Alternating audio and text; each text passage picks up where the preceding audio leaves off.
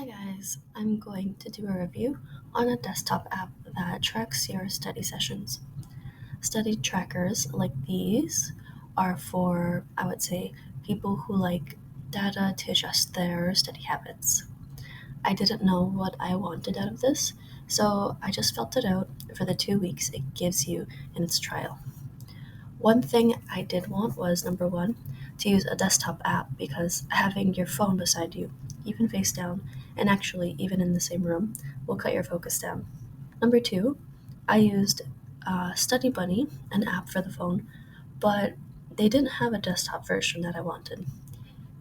What I liked about it though was it tracked the days you studied, the hours, and averaged it out, and I felt like that's what I wanted, but I could find something better. So let's get started. The dashboard. Right away, right off the bat, it's not very visually pleasing. There is too much data cluttering up the dashboard, and it felt like my eyes couldn't pick out what to focus on. The only things I used really was the daily total tracker to make sure I was hitting my study goal for the day. The other stuff, like the study week and study month tracker, was too much. Yeah, so I just used the daily tracker instead. Another thing I did like about the dashboard was the calendar that shows you the days and the hours that you studied. It helps you visualize how much time and days you dedicate for studying. This shows that you are hitting your goal every day if you have room for improvement. Um, so I like the calendar for the visualization. On the top right, the study days gives us the daily average of your study sessions. And I think this could have just been put in the calendar section, so they can definitely improve on that on this app. But I love that they give you an average so you know how far off you are from your daily goal. And again, this will help you improve based on the data for your study habits. The last things that I found useful on the dashboard was the activities section.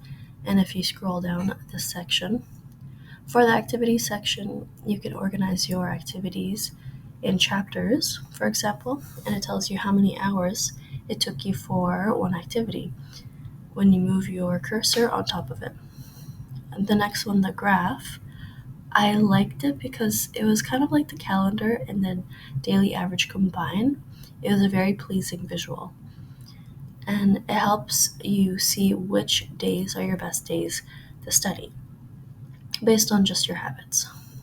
So for the dashboard, the useful features for data collection on your study habits was that daily study tracker at the top, the calendar for a visual of your days and hours that you put in, the daily study average to see if you are hitting that daily goal of yours on average, the activities section to see mm, how long it takes each chapter to be complete, and the graph at the bottom that just shows you which days are your best days to study based on what you have been doing. So the next one is the session tab, and like the dashboard, it was very cluttered, too much words, too much data, and yeah, it was more of a place that just broke down your sessions and logged them in. So other than that, I don't think it was very useful. The only thing that might have been useful were the times when you started your sessions, if you want to pick specific times based on your habits of what was the best time of day to study. But you would automatically kind of know that based on, your routine every day, that for me in the mornings that was the best. And you don't really have to track that because you kind of feel it. You know when you're busy during the day and you know what times you're mostly free. The course tab, it was the same as the other one. It was just a place to store your data, just like the sessions tab, almost feeling like a copy and paste. The only useful data though for here would be the activities average.